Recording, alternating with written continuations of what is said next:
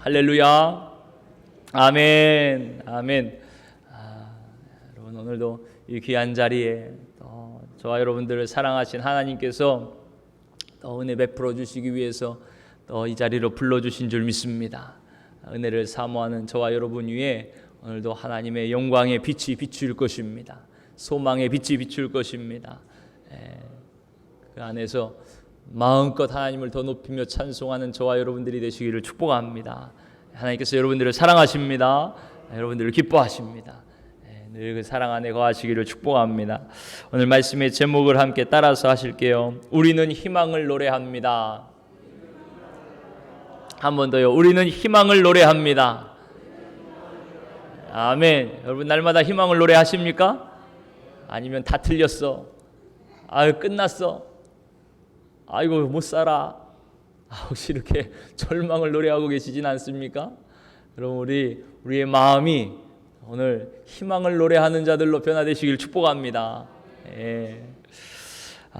지난주에 이어서 이번 주 내내 뉴스를 틀 때마다 참 따뜻한 소식을 듣게 되었어요. 아마 여러분들도 다 들어보셨을 겁니다. 소위 장발장 부자다, 그렇게 이야기를 하는 사건인데, 배고픈 장발장이 성당에서 물건을 훔쳐가잖아요. 그랬던 것처럼 인천의 한 마트에서 이제 아빠와 아들이 이 먹을 것을 훔친 거예요. 물론 그 훔친 것을 누가 잘했다 그럴 수는 없겠죠. 근데 어쨌든 그렇게 배고파서 이제 오후 4시쯤 돼서 이 30대 아빠와 12살 된 아들이 그 마트에 가가지고 우유 2팩하고 사과 몇 개, 6개 몇 개 이렇게 훔친 겁니다. 근데 그 앞에 바로 이제 CCTV가 있으니까 다 이제 발각이 된 거죠. 마트 주인이 이제 경찰을 불렀습니다. 잡혔어요. 마트 주인하고 경찰 앞에서 이 아빠와 아들이 눈물을 흘리면서 좀 용서해 달라고 선처로 호소합니다. 너무 배가 고파서 이렇게 훔쳤다고 용서해 달라고 그러는 거죠.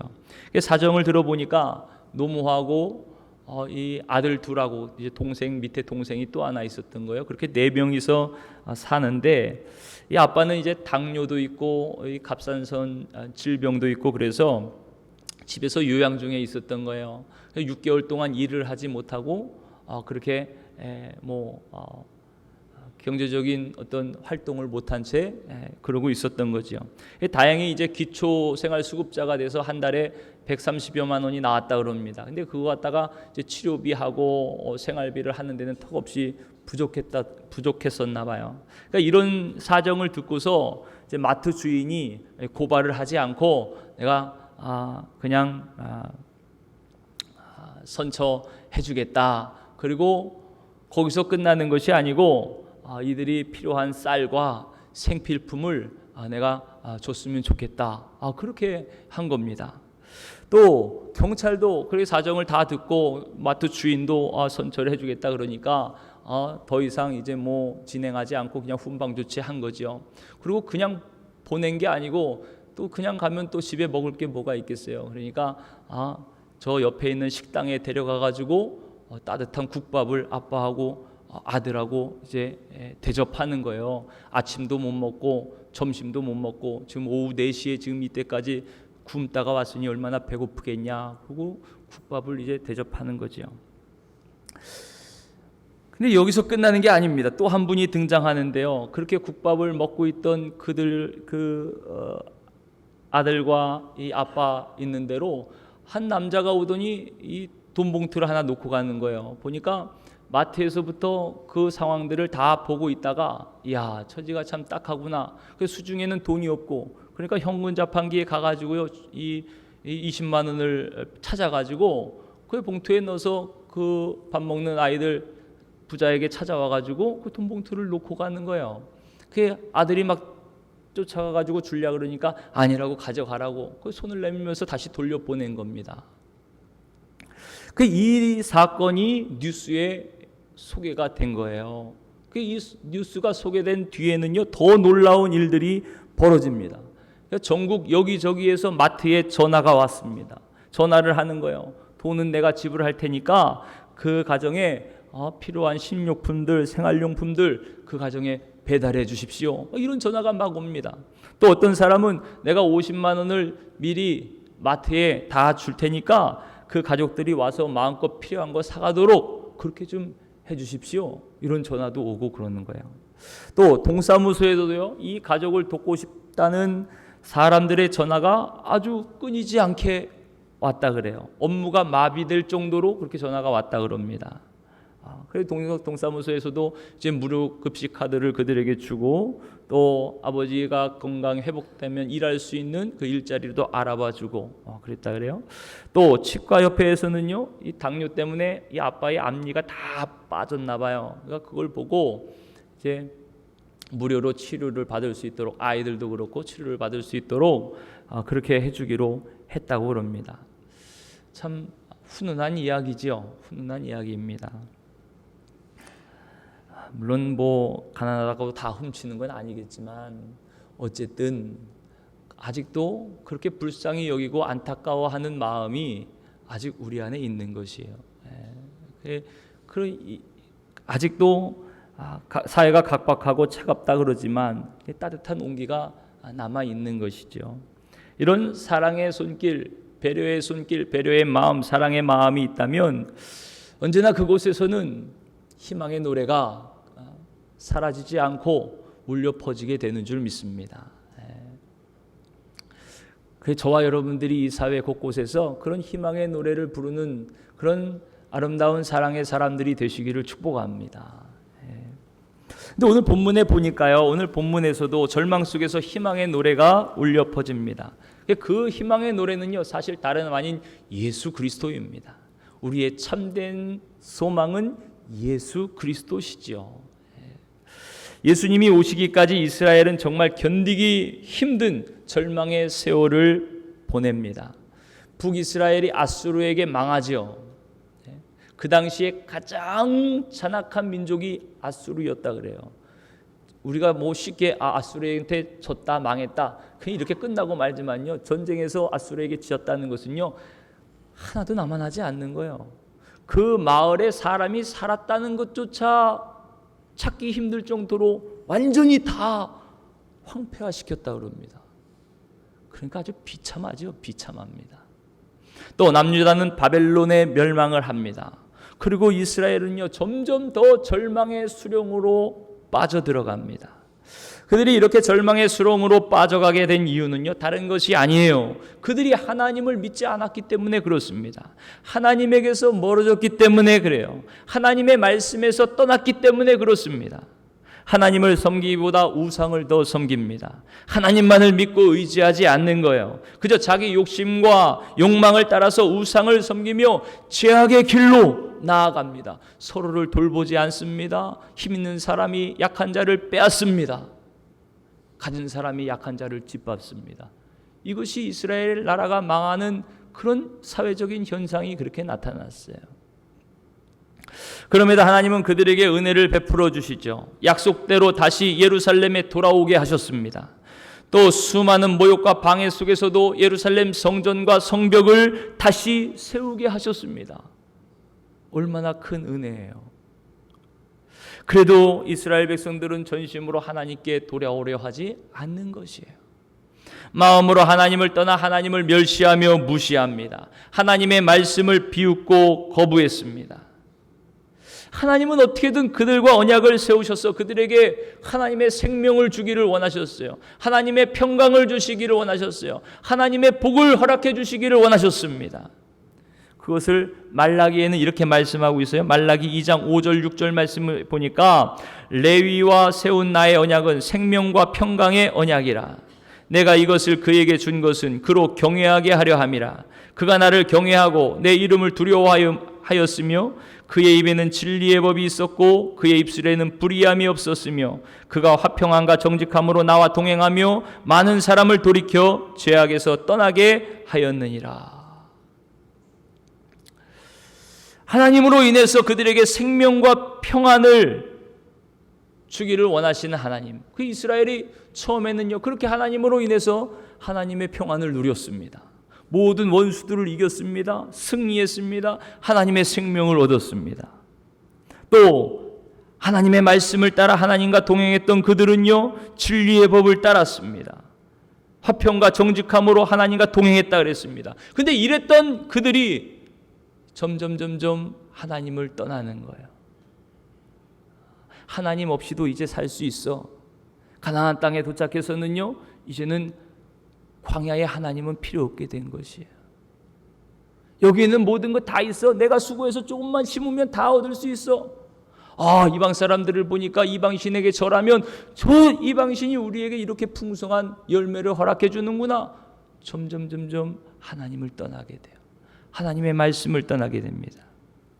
결국 그렇게 하나님을 떠난 이스라엘, 그들이 하나님과 맺은 축복의 언약을 깨트리고 이런 어려움에 처하게 되는 거예요. 이어서 8절 9절 말씀에 이렇게 말씀합니다. 너희는 옳은 길에서 떠나 많은 사람을 율법에 거스르게 하는도다. 나 만군의 여호와가 이르노니 너희가 레위의 언약을 깨트렸느니라. 하나님께서 맺으신 그 언약을 그들이 깨었다는 거예요. 결국 하나님과의 언약을 깨트린 이스라엘에게 남은 것은요, 멸시와 천대요 절망뿐이었던 것입니다. 그 하나님의 말씀처럼 그렇게 그들은 그리스 군대에 짓밟히며 멸시와 천대를 받습니다. 또 이어서 로마의 군대에 짓밟히며 정말 멸시와 천대를 받고 암흑의 세월을 보내고 있었던 것이에요. 희망의 노래라고는 찾아볼 수 없는 절망스러운 암흑이었습니다. 바로 이때 새로운 무대가 열립니다. 새로운 인물이 등장합니다. 오늘 말씀해 보니까 요셉이라는 젊은 남자가 나오죠. 그리고 아직 구체적으로 모습을 드러내지 않지만 마리아라는 여인의 이름도 나옵니다. 근데 요셉의 얼굴이 편치 않아요. 그럴 수밖에 없는 것이 자기의 약혼녀가 아이를 가졌다는 소식을 들었기 때문입니다. 당시 유대 사이에서는요, 결혼하기 전에 약혼을 했습니다. 이제 결혼을 전제로 하는 약혼인 거예요. 그래서 서로에게 남편과 아내로 그렇게 서로를 불렀다 그래요. 이제 결혼만 하지 않았지, 이제 거의 부부로 다른 사람들도 다 그렇게 인정을 하는 것이죠. 그렇지만 같이 살지는 못했다 그럽니다. 그리고 같이 이제 부부 관계를 맺을 수도 없었다 그래요. 그러니까 지금 약혼한 아내가 아이를 가졌다, 잉태했다, 이 말은요, 아직 잠자리를 함께 하지 않은 약혼녀가 임신을 했다는 말이에요. 그게 얼마나 놀랍습니까? 또 한편 얼마나 큰 배신감이 느껴지고 또 화가 날 일이겠어요. 이제 겨우 12살, 14살 이 정도 되는 약혼녀거든요. 정말 고민이 많이 됩니다. 요셉은 밤을 뜬 눈으로 새우면서 고심을 했을 거예요. 이 부정한 여인을 어떻게 하면 좋을까? 유대법에 따라 그냥 돌에 맞게 사람들에게 다 말을 해버릴까? 아니면 내가 저 여자하고 그래도 결혼을 해야 될까? 이런저런 생각에 정말 밤잠을 이루지 못했겠지요. 결국 요셉은요, 이 모든 관계를 조용하게 정리하기로 결정을 합니다. 19절에 보니까요, 요셉이 드러내지 않고 가만히 끊고자 했다, 이렇게 말씀하거든요. 그러니까 다른 사람들에게 얘기하지 않고 그냥 이 약혼 관계를 이제 끊으려고 그런 거죠. 파혼을 하려 그런 겁니다. 요셉은 소문이 바깥으로 새 나가지 않게 조심하면서 그녀를 이제 떠나보내려 그러는 거예요. 이런 요셉을 성경은 의로운 사람이라 그렇게 평가를 합니다. 그렇죠. 여러분 지금 남편 입장을 생각하면 정말 이렇게 화가 나는 일이 어디 있어요? 이런 배신감이 어디 있어요? 정말 마리아를 정죄해서 그 정죄의 자리에 내어준다 그래도 누구 하나 손가락질 할 사람은 없을 거예요. 정말 내가 가만두지 않겠다 그러면서 윽박을 지르고 이 사람 저 사람에게 나의 억울함을 호소하는 것, 그게 어쩌면 당연한 거 아니겠습니까? 그게 보통 우리의 모습이잖아요. 세상 살아가는 사람들이 자기의 억울함을 그렇게 부들부들 떨면서 내가 지금까지 당한 게 뭔데, 내가 피해자인데 그렇게 외치며 살고 있지 않습니까? 그런데 오히려 요셉은요, 이런 마리아를 불쌍히 여겼습니다. 더 큰 어려움에 처하지 않도록 그녀를 가만히 놓아주려 했습니다. 참 요셉이 참 지혜롭고 배려심이 깊은 사람임에 틀림없어요. 그래서 성경은 그를 의로운 사람이라 그렇게 평가하는 거예요. 근데 이때 요셉의 꿈에 천사가 나타납니다. 다 같이 20절, 21절 말씀을 함께 읽겠습니다. 20절, 21절 시작. 이 일을 생각할 때에 주의 사자가 현몽하여 이르되 다윗의 자손 요셉아 내 아내 마리아 데려오기를 무서워하지 말라. 그에게 잉태된 자는 성령으로 된 것이라. 아들을 낳으리니 이름을 예수라 하라. 이는 그가 자기 백성을 그들의 죄에서 구원할 자심이니라 하니라. 아멘. 아멘. 천사가 요셉에게 나타나서요 마리아와의 관계를 끊지 말라는 거예요. 아내 마리아 데려오라. 그 아내 마리아를 데려오라 그러는 거죠. 그러면서 이 아이가 어떻게 잉태됐다는 것을 이제 알려주는 겁니다. 그게 참 다행이죠. 천사가 요셉에게 어떻게 잉태된지를 알려줬으니 얼마나 다행입니까? 근데 여기서 보면요 이 천사가 등장하게 된 배경을 한번 여러분 생각해 보세요. 무엇이 천사가 요셉을 찾아와 얘기해 주도록 그렇게 했을까요? 가만히 생각해 보면요. 그렇게 천사가 온 이유는 마리아가 입을 다물고 있었기 때문에 그래요. 마리아의 침묵 때문입니다. 여러분 가만히 생각해 보면요. 이 상황에서 사실 누구보다 난처한 사람은요. 마리아입니다. 마리아. 지금 마리아는 자기에게 무슨 일이 일어나는지도 모른 채 지금 자기 뱃속에 아이가 생긴 거예요. 이 아이가 나는 불륜이 아니라고 자신의 정당성을 누구보다 알리고 싶은 사람은 아마 마리아였을 겁니다. 물론 이 마리아에게 천사를 통해서 알려주셨지만 지금 자기는 알지만 다른 사람들은 모르잖아요.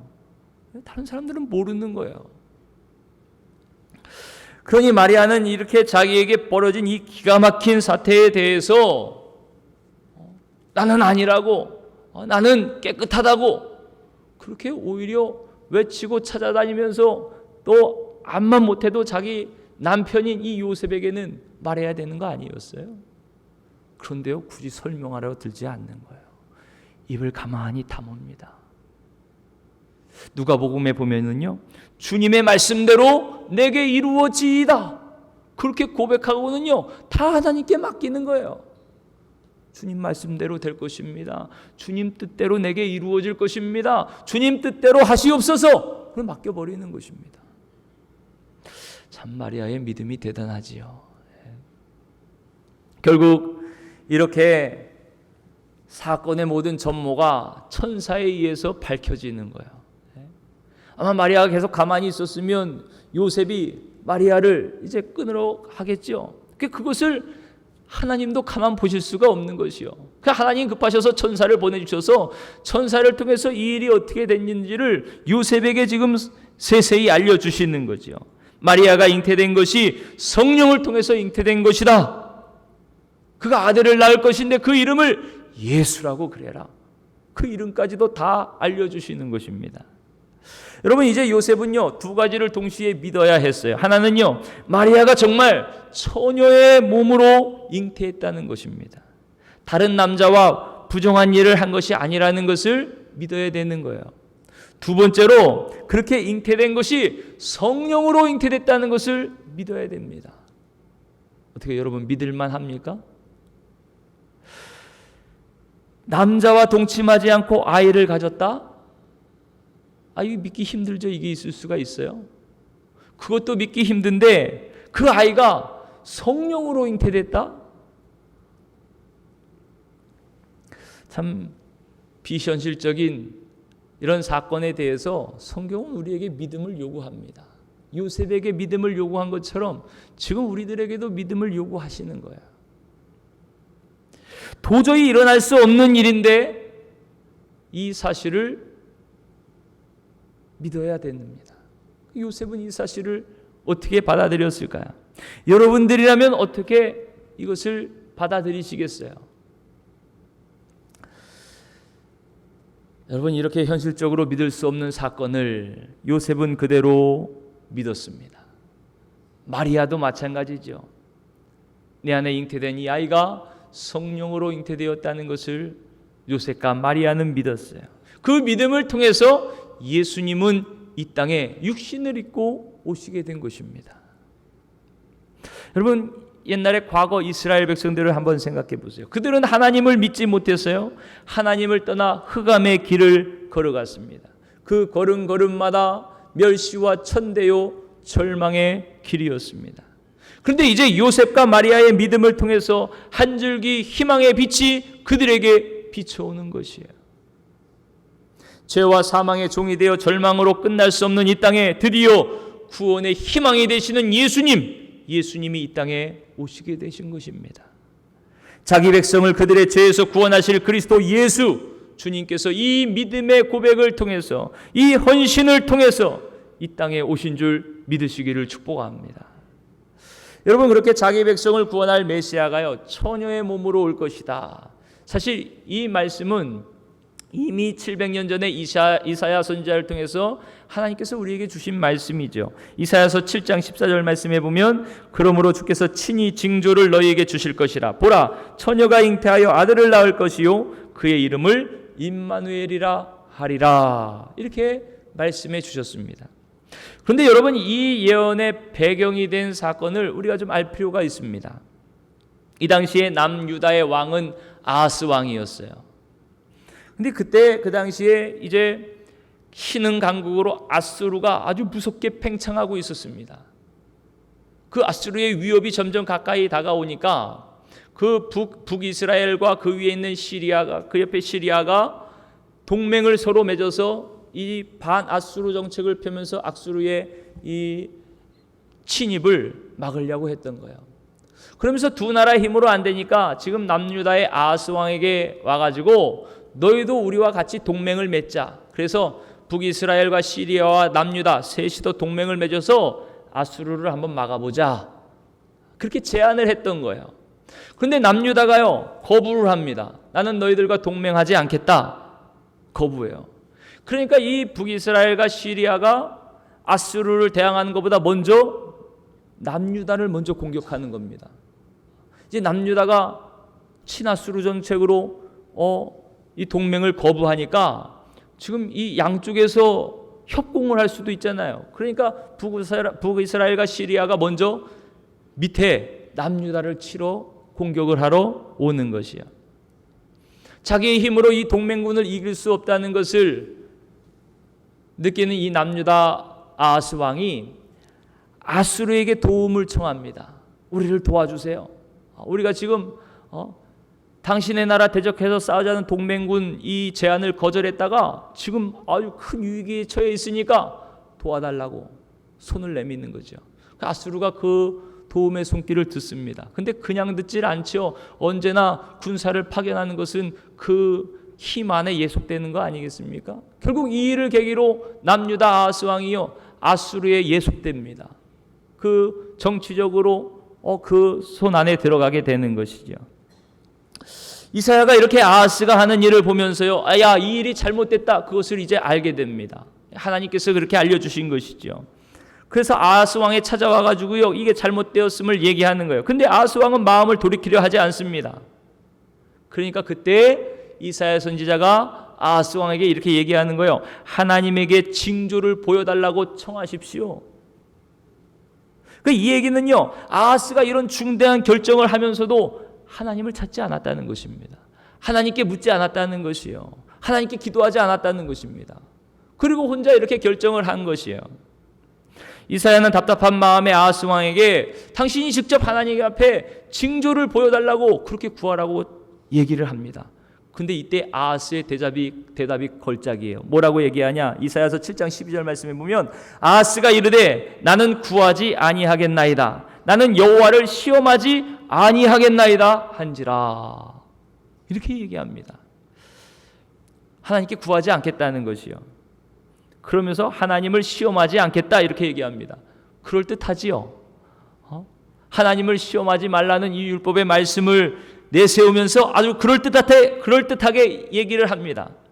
겉으로는 정말 하나님을 위하는 척 그렇게 얘기를 하는 거예요. 근데요, 이미 이 아하스의 마음에는요, 아수르에게 뇌물을 보내서 도움을 청하기로 다 결정해 놓은 상태입니다. 그러니까 이 아하스 왕의 마음에는요, 하나님을 믿고 하나님의 도움을 구하는 것보다 지금 당장 눈에 보이는 그 당시에 가장 강력한 나라, 아수르가 더 믿고 의지할 나라로 보였던 것이에요. 보이지 않는 하나님보다 아수르가 나를 더 지켜줄 거라고 생각했던 것입니다. 하나님의 도움은 필요 없어요. 아수르한테만 잘 보려면 그 강력한 나라가 우리를 지켜줄 거야. 지금 아수르는 그 마음인 거예요. 그러면서 이제 하나님께 구할 필요 없다는 겁니다. 하나님 시험하지 말라 그랬으니까 구하지도 않을 거예요. 지금 이사야 앞에서는 이렇게 얘기하는 거예요. 이런 아하스의 마음을 안 이사야는요, 더 이상 그를 설득하려 하지 않습니다. 그에게 희망이 없음을 안 거예요. 유대왕 아하스에게는 하나님을 믿는 믿음이 없었습니다. 하나님의 권능을 믿지 못했습니다. 하나님의 말씀도 믿지 못했습니다. 보이지 않는 하나님보다 지금 당장 눈앞에 보이는 아수르 왕을 더 믿고 의지했던 것이죠. 왕이 하나님을 그렇게 버리니까 결국 그 왕도 하나님께 버림을 받죠. 그 나라에는 더 이상 희망이 없어졌습니다. 결국 이사야도 유다를 포기할 수밖에 없었어요. 그리고 이후에 유다는 결국 바벨론의 포로가 됩니다. 아하스 왕의 불신앙으로 인해서 결국 그렇게 점점 하나님을 떠나게 되고 유다는 포로로 끌려가 희망의 빛이 사라져버리고 만 것이지요. 여러분, 그러면서도 이사야는요, 다윗의 후손들을 위한 희망의 메시지를 선포합니다. 그러니까 언제나 하나님은 우리에게 희망이 되세요. 하나님의 말씀은 언제나 우리에게 희망입니다. 그 내용이 오늘 본문의 말씀인 거예요. 이사야서 14장 말씀, 하나님께서 주께서 친히 징조를 너에게 주실 것이라. 처녀가 잉태하여 아들을 낳을 것이라. 그렇게 말씀해 주신 것입니다. 믿음이 없던 아하스는요, 하나님께 징조를 구하지 않았지요. 결국 이스라엘은 망했습니다. 그 땅은 희망이 없는 땅이 되어버리고 말았습니다. 하지만 하나님은 다윗의 후손을 통해서 친히 구원의 징조를 우리에게 나타내 주셨어요. 그 징조는요, 믿음의 사람을 통해서 오늘도 그대로 성취되는 줄 믿으시길 바랍니다. 바로 요셉과 마리아의 믿음을 통해서 하나님의 이 한 징조, 보여주신 징조가 현실이 된 것이에요. 처녀가 잉태하여 아들을 낳은 것입니다. 우리 다 같이 23절 말씀을 다시 한번 읽습니다. 23절 시작. 보라, 처녀가 잉태하여 아들을 낳을 것이요 그의 이름은 임마누엘이라 하리라 하셨으니 이를 번역한즉 하나님이 우리와 함께 계시다 함이라. 아멘. 아멘. 여러분, 믿음이 없어 어두워진 그 땅에 희망의 빛이 비쳤습니다. 약속하신 한 징조가 나타난 것이요, 드디어 약속하신 임마누엘이 오셨습니다. 우리와 함께 하시는 하나님, 그분이 바로 예수 그리스도임을 믿으시기를 바랍니다. 여러분, 하나님의 약속대로 처녀의 몸을 입고 임마누엘 하나님이 오실 수 있었던 것은요, 요셉과 마리아의 믿음 때문이었죠. 예수님은 임마누엘로 이 땅에 오셔서 자기 백성을 죄에서 구원하시기 위해 십자가에 피 흘려 돌아가셨습니다. 자기 피로 모든 죄인을 구원하기 위해서 희생 제물이 되셨습니다. 자기의 살과 피를 기꺼이 내어주셔서 모든 믿는 자에게 영원한 생명을 주셨습니다. 그분이 바로 임마누엘 예수님이신 거예요. 그렇게 생각하면요, 우리가 성탄절을 생각할 때 참 우리를 구원하시는 구주가 오시는 예수님, 참 기쁜 날이면서도요, 또 한편으로는 마음이 아린 날이기도 합니다. 우리가 보통 성탄절 그러면 번쩍번쩍 그냥 즐겁고 이 기쁜 성탄절만 생각하는데, 사실은 그 안에는요, 날 위해 나를 대신해 죽으러 오시는 하나님이신 거예요. 나 대신 저주와 사망의 고통과 절망을 몸소 겪으러 오시는 예수님, 그 예수님을 지금 맞이하는 것입니다. 그뿐만이 아니에요. 여러분, 지금 요셉과 마리아의 믿음을 통하여 예수님, 임마누엘 예수님이 오셨는데요, 그 엄마 아빠의 입장에서 한번 생각을 해보세요. 이제 십자가에 피 흘려 죽어가는 아들을 바라볼 아버지와 어머니, 그들의 마음을 한번 생각해 보세요. 사실 이 아들을 기꺼이 감당한다는 것이요, 보통 어려운 일이 아니죠. 보통 어려운 일이 아닙니다. 아마 천사가 아들을 낳은 이니 이름을 예수라 하라. 그 예수가 자기 백성을 죄에서 구원할 자다. 이스라엘 백성들에게 죄에서 구원한다는 얘기는요, 반드시 희생제물이 필요한 거예요. 희생제사가 필요한 겁니다. 어린 양으로 피 흘려 죽을 구세주를 나타내고 있는 것이요, 많은 사람들을 구원하시기 위해서 몸소 죄를 죗값을 지고 죽는 그 구세주를 말씀하고 있는 것입니다. 그러니 그 아들을 주시겠다.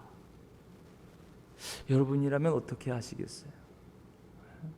아마 이렇게 얘기할지 모르겠어요. 하나님, 어찌 그런 아들을 낳으라고 나에게 하십니까? 어떻게 그 가련한 아들을 저보고 낳으라고 말씀하십니까? 저는 그렇게 못하겠어요. 여러분, 가만히 생각해 보면 이 한 명 장애우 한 명을 낳아서 기르는 것만 해도 얼마나 힘들어요. 얼마나 고통스러워요. 우리가 쉽게 들을 수 있는 게, 그 아이 가졌을 때 장애 검사하고서 뭐 문제가 있다 그러면 얼마나 걱정합니까? 얘를 낳아야 되냐 말아야 되냐, 뭐 그런 고민과 걱정한다는 얘기를 심심치 않게 듣잖아요. 그러니까 그 장애를 가진 사람 한 명 낳아서 기르는 것도 그렇게 고민이 되고 갈등이 되고 정말 인생의 무거운 짐이 되고 어려움이 되는데, 지금 날 예수님은요, 모든 사람들을 위해 피 흘려 죽어야 될 예수인 거예요. 십자가의 고통을 담당해야 될 예수인 거예요. 정말 말로 표현할 수 없는 그 어려운 길을 가야만 되는 예수인 거예요. 그게 내 아이로 지금 내 속에 잉태되어 있다. 이걸 어떻게 받아들여야 될까요? 천사는 이 비극적인 사건의 태동을 담담하게 이야기해 줍니다. 그런데 놀랍게도 마리아와 요셉도 이 비극적인 아들을 믿음으로 받아들이는 것이에요. 뿐만 아니라 이 아이로 겪게 될 자신들의 모든 어려움도 기꺼이 주님 말씀대로 이루어지이다 받아들이는 것입니다. 다 같이 24절과 25절 말씀을 함께 읽겠습니다. 시작. 요셉이 잠에서 깨어 일어나 주의 사자의 분부대로 행하여 그의 아내를 데려왔으나 아들을 낳기까지 동침하지 아니하더니 낳음의 이름을 예수라 하니라. 아멘. 여러분, 다른 생각, 다른 말이 필요 없습니다. 주의 사자의 분부대로 행하는 것뿐이에요. 주의 말씀대로 행하는 것입니다. 주의 말씀대로 받아들이는 거예요. 이것이 믿음입니다. 이것이 믿음이에요. 이것이 하나님의 구원을 얻는 길입니다. 임마누엘, 하나님과 동행하는 삶이에요. 바로 여기에 희망의 빛이 비추는 겁니다. 희망의 노래가 바로 여기에서 울려 퍼지게 되는 줄 믿으시기를 바랍니다. 사랑하는 성도 여러분, 이제 성탄절이 3일 앞에 다가왔어요. 지금 우리의 마음은 어떻습니까? 정말 우리를 죄와 사망에서 구원하실 주님이 오시는 날이죠. 한없이 기쁘고 즐거운 날임에는 틀림이 없습니다. 그러나 그것만으로는 안 됩니다. 임마누엘 예수님이 오실 수 있도록 믿음으로 자기의 모든 것을 내어드린 마리아와 요셉처럼 주님을 맞이하는 우리들도요, 예수님으로 인해서 겪게 될 모든 아픔들, 손해들, 희생들, 그 모든 것을 겸허히 받아들일 수 있으시기를 축복합니다. 그것이 믿음인 거예요. 그것이 믿음입니다. 이 믿음으로 우리는 예수 그리스도께서 주시는 참 생명을 누리게 될 것입니다.